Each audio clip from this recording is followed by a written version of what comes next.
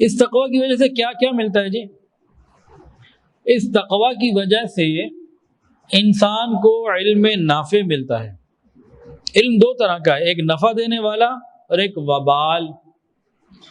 نفع دینے والا علم مانگا گیا، اللہم انی اسألک علما نافعا، یہ علم مانگا گیا۔ یہ علم وہ ہے جو سینے میں داخل ہو کر انسان کو عمل پر لے آتا ہے۔ ایک ہوتا ہے علم وبال۔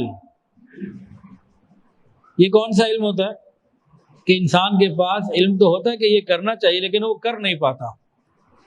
افرأیت من اتخذ الہہ ہوا واضلہ اللہ علی علم، کیا آپ نے دیکھا اس شخص کو جس نے اپنی خواہشات کو اپنا معبود بنا لیا اور اللہ تعالیٰ نے علم کے باوجود اسے گمراہ کر دیا۔ اب علم کے باوجود گمراہی کی ایک سادہ سی مثال جو ہمارے معاشرے میں، ہمارے پاکستانی معاشرے میں بہت کامن ہے، وہ کیا ہے؟ سگریٹ پینا۔ اب آپ ذرا کوئی سگریٹ کی ڈبی لینا، کون کون سے گولڈ لیف ہے اور کون کون سے تو نام بھی نہیں صحیح پتا، تو سگریٹ کی ڈبی کے اوپر خطرناک تصویر بنائی ہوئی انہوں نے، لکھا ہوا بھی ہے صحت کے لیے نقصان دہ، جو خرید رہا ہے پیسے خرچ کر کے لے رہا ہے پی رہا ہے اس کو بھی معلوم ہے نقصان دہ، لیکن علم کے باوجود عمل کوئی نہیں۔ یہ علم وبال ہے، پتہ ہے، یہ بہت سادہ سی مثال ہے علم وبال کی۔ تو اگر تقوی ہوگا تو علم نافع ہوگا، اور تقوی نہیں ہوگا تو علم وبال ہوگا۔ تقوی کا اور علم کا چولی دامن کا ساتھ ہے۔ تقوی ہوگا تو کون سا علم ہوگا جی؟ علم نافع۔ اور تقوی نہیں ہوگا تو کون سا علم ہوگا؟ علم وبال۔ اس کا یہ مطلب نہیں ہے کہ کوئی متقی جو آدمی تقوی والا نہیں ہے وہ عالم نہیں بن سکتا، عالمہ نہیں بن سکتی، دین نہیں پڑھ سکتا۔ یہ پڑھ سکتا ہے۔ غور یہ کرنے کی ضرورت ہے کہ بغیر تقوی کے علم آ گیا، تقوی ہوتا تو کتنا درجہ اور بلند ہوتا اور قبولیت بھی ہوتی۔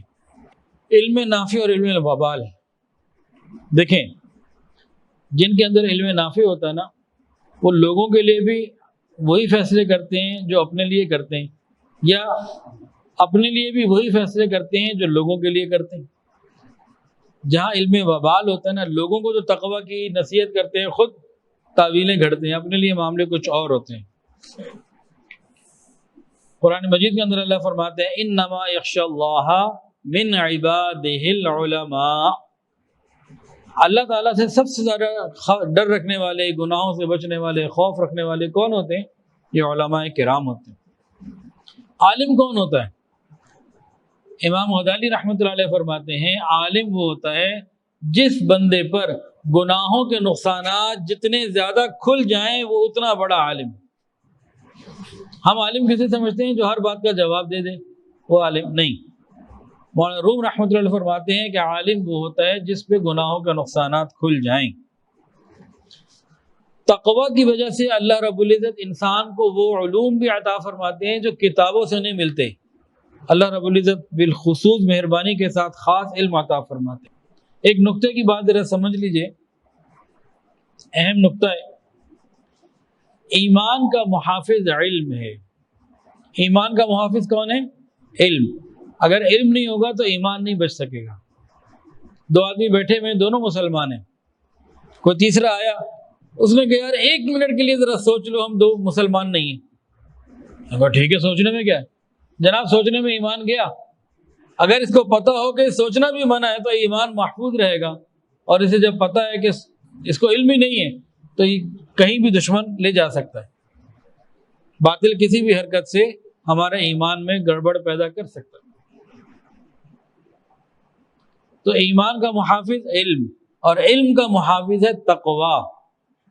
یہ ایک ترتیب ہے، ایمان کا محافظ علم اور علم کا محافظ ہے تقوی۔ کیا مطلب؟ جو ایمان کی حفاظت چاہتا ہے اس کو چاہیے کہ اپنے علم کو محفوظ رکھیں، اور علم کیسے محفوظ ہوگا؟ وہ تقوی سے محفوظ ہوگا۔ تو ایمان کا محافظ علم، علم کا محافظ تقوی، اور تقوی سے علم محفوظ ہوتا ہے، اس کے بغیر علم محفوظ نہیں ہوتا، ورنہ علم وبال آ جاتا ہے۔